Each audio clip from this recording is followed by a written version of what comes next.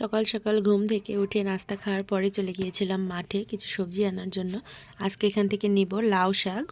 আজকে দুপুরে রান্না করব লাউ শাক, আর ওয়ালিদ কাটবে লাউ শাক। যেহেতু মাচাটা অনেক বড় ছিল, ও কাটতে পারছিল না, ওকে ধরে ধরে দেয়া হচ্ছিল, ও কাটবে। মানে প্রচুর দুষ্টুমি আর জ্বালাতন করছিল যে ওই কাটবে, আমাদেরকে কাটতেও দিচ্ছিল না। ওর জন্য অনেকটা সময় এখানে নষ্ট হয়ে গিয়েছিল। তো একটু একটু করে একটা একটা করে ওকে উঁচু করে দেওয়া হচ্ছিল, আর ও কাটতেছিল। ও সবজি কাটতে অনেক পছন্দ করে। আজকে নতুন লাউ গাছ থেকে লাউর ডগাগুলো কাটবো, আর কিছু পাতা নিব, এগুলো আজকে রান্না করে নিব। আর সাথে নিয়ে নিয়েছিলাম কচুর ডাঁটা, আর নিয়েছিলাম কিছু উস্তা।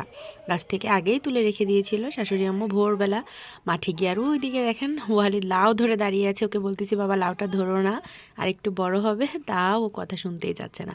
এদিকে দেখতেই পাচ্ছেন কিছু গাছ উঠছে, এগুলো হচ্ছে ডাঁটা শাকের গাছ। এগুলো কচু ক্ষেতের মধ্যে ফালাই দিয়েছিল আব্বু। গাছগুলো একটু বড় হইলেই আমরা উঠিয়ে নিব, মানে শাক খাওয়ার জন্য। চারিদিকেই একটু একটু করে ছড়ানো ছিটানো হয়েছে, মানে একটু একটু হয়েছে আর একটু একটু হয়নি, এরকম একটা অবস্থা। এখানে দেখতেই পাচ্ছেন এই যে পাইপলাইন করা, যেহেতু এখন প্রচুর পরিমাণে সবজি লাগানো হয়েছে, এখন তার পানি এত দূর টেনে নিয়ে পানি দেওয়া যাবে না, এই কারণে পাইপলাইন এখানে করে দিছে, যাতে পানি দিতেও সুবিধা হয়। এই যে আমি বাসায় চলে আসলাম সব সবজিগুলোকে নিয়ে, লাউ শাকগুলোকে এখানে ঢেলে রাখলাম, উস্তাগুলোকেও ঢেলে দিলাম, সাথে ছিল কচুর ডাঁটা। এগুলাই আজকে রান্না করে নিব, খালি উস্তাটা আজকে রান্না করব না। তো ফুল ভিডিওটাই আপনারা দেখতে থাকুন বন্ধুরা।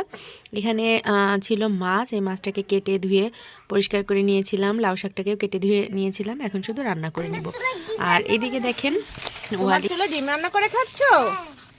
কয়টা ডিম দিছো এখানে? গুনো তো, গুনো কয়টা দেখ। একটা, দুটো, তিনটে। গুড, বাবাটা 3টা ডিম গুনতে পেরেছে। আমাকে একটা দিবে? তো ওর নিজের মতো নিজের চুলায় ডিম সিদ্ধ করে খাচ্ছিল। এদিকে আমি মাছ ভাজাটা বসিয়ে দিলাম, মাছের মাথা দিয়ে পেঁয়াজটাকে ভালোভাবে ভেজে নিয়েছিলাম লাউ শাকটা বসানোর জন্য। মাছ ভাজা হয়ে গেলে আমি নামিয়ে নিলাম, আর এরপরে দিয়ে দিব মাছের মাথাটা, আর অন্যান্য মশলা টশলা সব একসাথে দিয়ে ভালোভাবে কষিয়ে নিয়ে এখানে লাউ শাকটা দিয়ে দিব। আর এদিকে একটু ছোট পাতিলের মধ্যে ওয়ালিদের খিচুড়ি বসিয়ে দিয়েছিলাম, অনেক রকম সবজি দিয়ে সবজি খিচুড়ি। এদিকে মাছ ভুনাটাও হয়ে গেলে আমি নামিয়ে নিলাম, লাউ শাকটাও কিন্তু আমি নামিয়ে নিয়েছিলাম, সাথে কিন্তু কচুর ডাঁটাও রান্না করেছি। এটা দেখানো